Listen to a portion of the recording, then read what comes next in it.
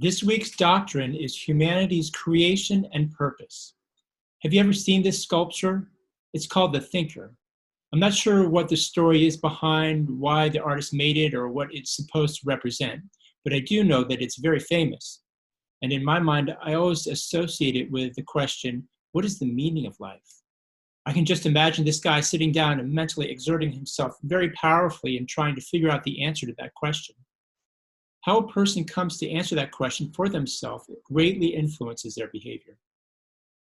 As Christians, we believe that God's purpose for people is to glorify God and enjoy Him forever. He has created each one of us and the world and environment in which each one of us lives. And as He creates each one of us, He has in mind a specific character He wants to build and a specific group of works that He wants to do through us. This is what Paul says in Ephesians 2:10. He says, "For we are His workmanship, created in Christ Jesus for good works, which God prepared beforehand that we should walk in them." To become fully alive to the thing you were supposed to be can only take place by starting with complete submission to your Maker. Of course, this is much easier said than done. It is a fundamental part of our condition that each one of us has within them the desire to decide for themselves what is right and what is wrong. There's this one cartoon that seems to capture the drama of this choice very succinctly and humorously. Take a look at it while I try to read it in the tone of voice that I hear in my head. I think it's supposed to be a bunch of business big shots having an important meeting. In the conversation, it comes to this. Honesty is the best policy. Okay, now, what's the second best policy? I think it's funny because there's so much painful truth in it. It captures the human thought processes perfectly. When confronted with the decision as to whether or not to yield final authority in my life as to what is good and what is evil, my reflexive response is to flinch away and to remain in charge of my own life, to flinch away and to do what is right in my own eyes. Another image that comes to mind is the basic plot of this old 70s TV show. It was called The Greatest American Hero.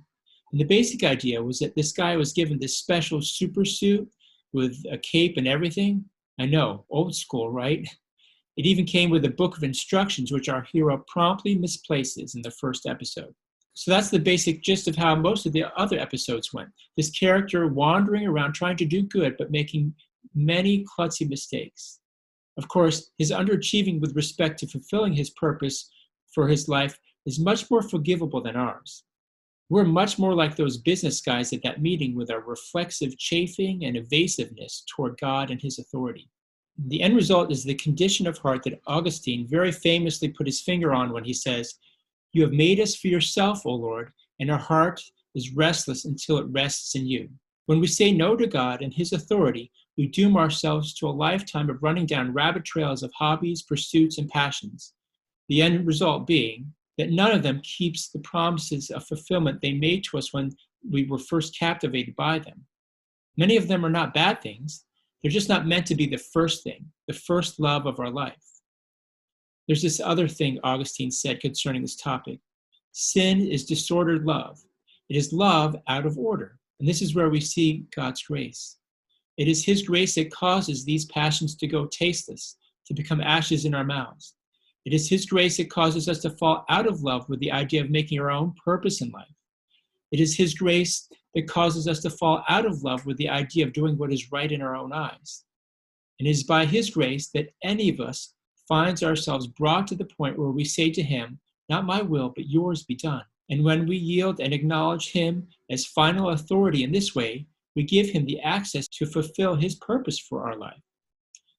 The next thing I'm going to say seems to me to be the most ridiculously self-evident thing in the world, and yet each one of us needs to be reminded of it every day. No one gets into a relationship with God on their own terms. That would be silly, right? God's purpose for each one of us is to glorify Him and to enjoy Him forever.